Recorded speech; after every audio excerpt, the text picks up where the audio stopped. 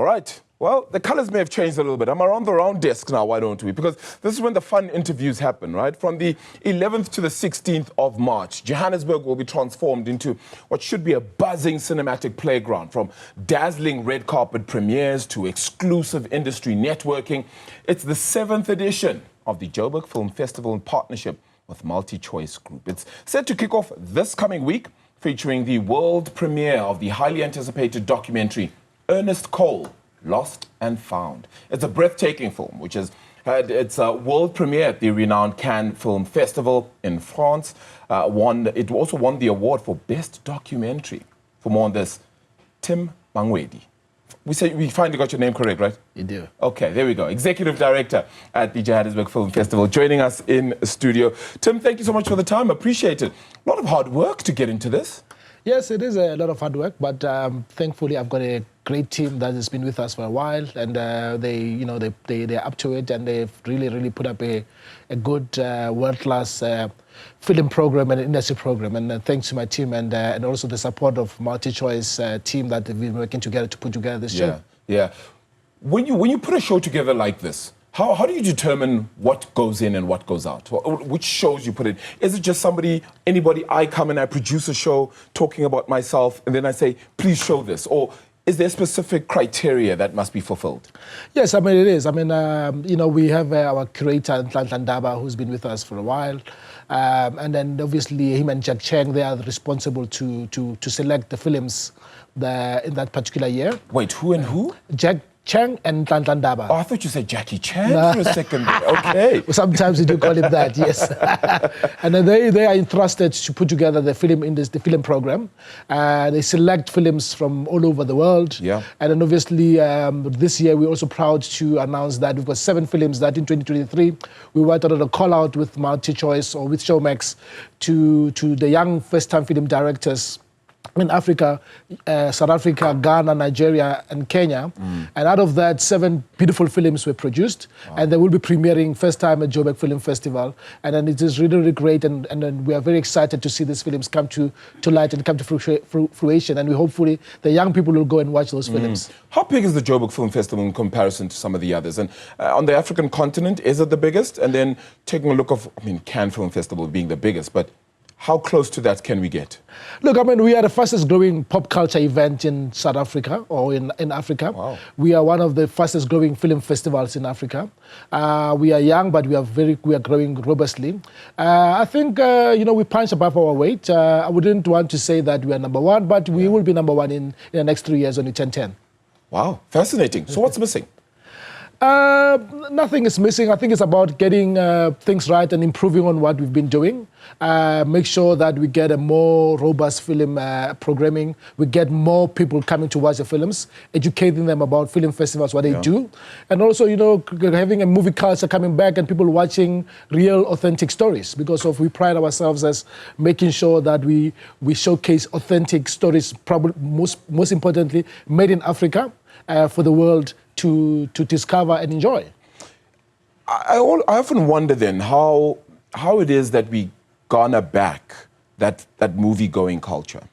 Because it used to be a fascinating thing. And if I just think about myself, I've struggled to go back to the cinema because of elements like streaming and the like. And yes, we're busy, but we struggle to make the time to leave the house, go to a movie theater, buy popcorn and whatever it is, and then actually watch the film for 2.5 hours or something like that. How do we bring back the culture of authentically going to the cinema again?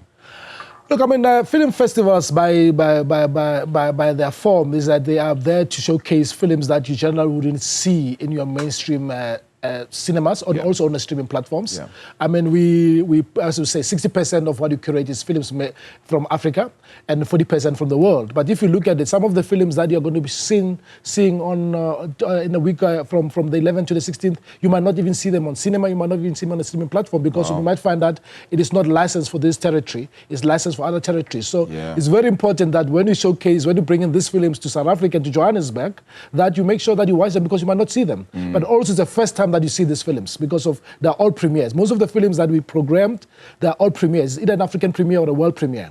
Wow. So you are seeing what other people are generally wouldn't be able to see. Yeah, that's going to be very interesting. Partnerships, That's very key, right? In order to help yourselves grow, and in order to get even more funding ultimately to get what it is that you're trying to do right. How's that coming along? It has been a challenge for us, but thankfully we've got MultiChoice as our partners, but also Movie Room is also every year they support the Women in Film program that we have, sure. And then obviously the Young Voices program that we run is a competition for young filmmakers to shoot a 5-minute film about their local environment. This year the films that the competition about the power sport in your community, and then we've got amazing films that are there, and thanks to Movie Room for supporting that.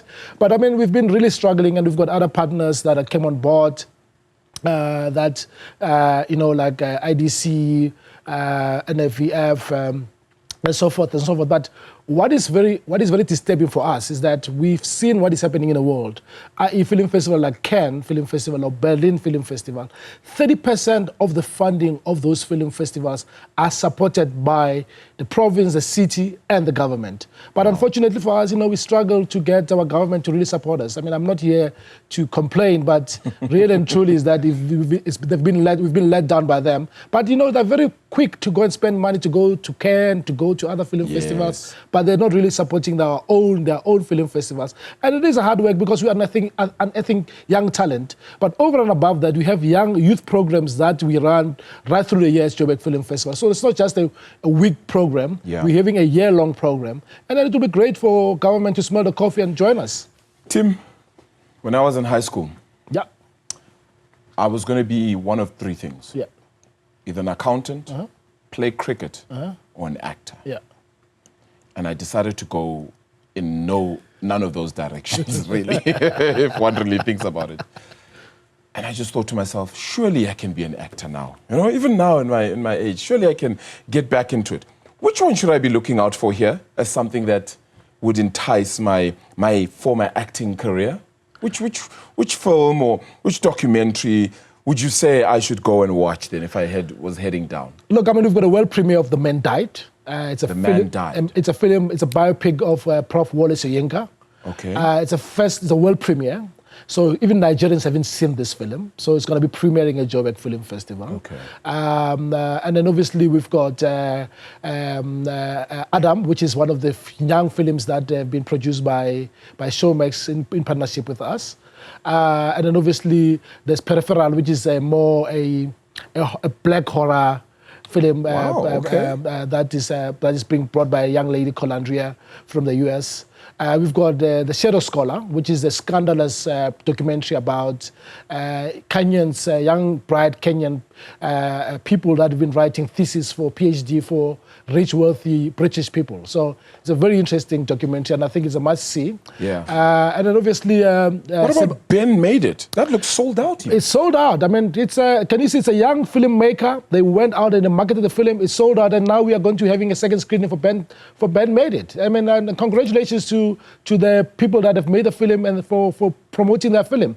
Often we find that filmmakers say, yeah, but my film was not full. But you know what? People must learn to make sure that they promote their own film. It's their own artwork. It's not ours. It is. Our job is to create a platform for them to showcase their films.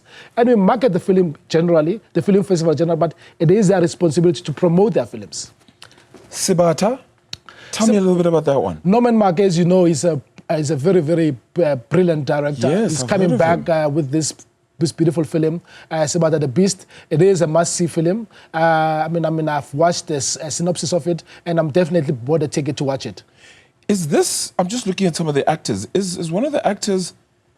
It's not the gentleman from Lisilo from back in the days, is it? Is that him?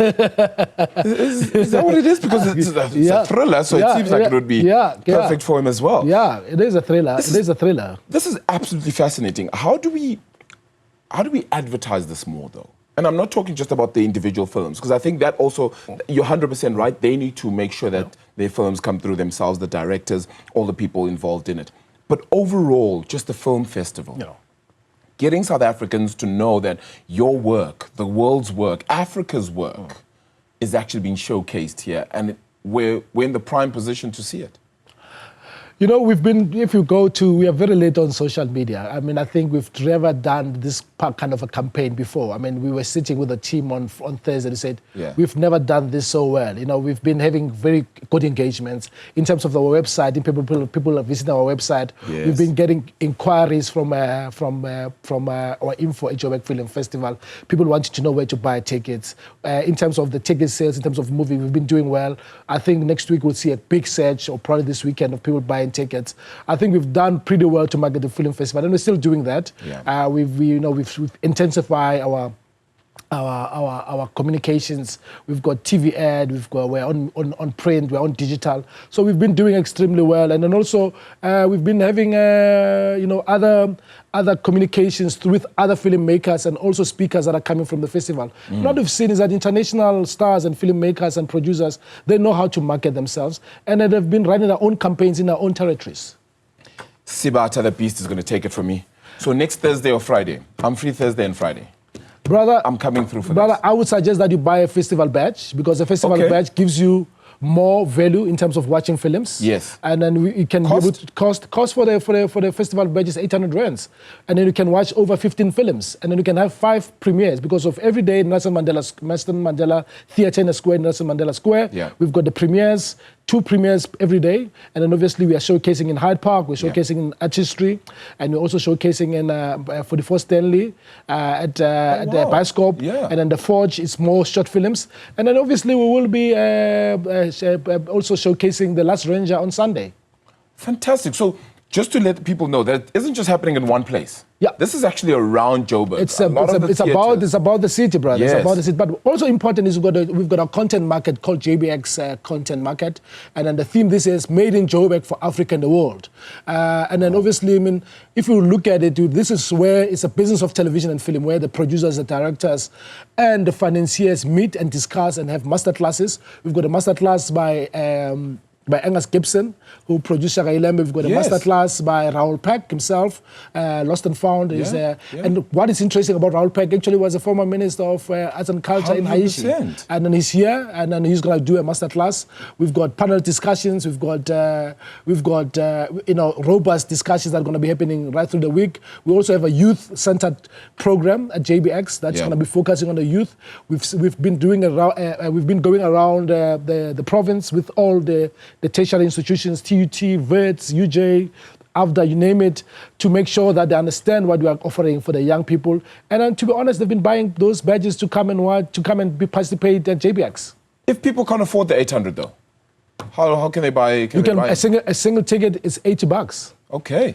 And then you'll never watch a movie in South Africa today for $80. So it's a very discounted ticket. Yeah, I think we all know how much that costs. You know how much it costs. Exactly. If you go out on a date and or you take kids to the movies, it's quite expensive. But we've actually halved the price. That's fantastic, man. Tim, appreciate it. I really hope we've shone some light as well on the Joburg Film Festival, and people go out there actually and get to see it quite a bit. Timothy Mangwedi, buy a ticket. Really, really do. I really implore people to go out and buy tickets as well. Executive producer then for the Joburg Film Festival, joining us here in studio, the executive director.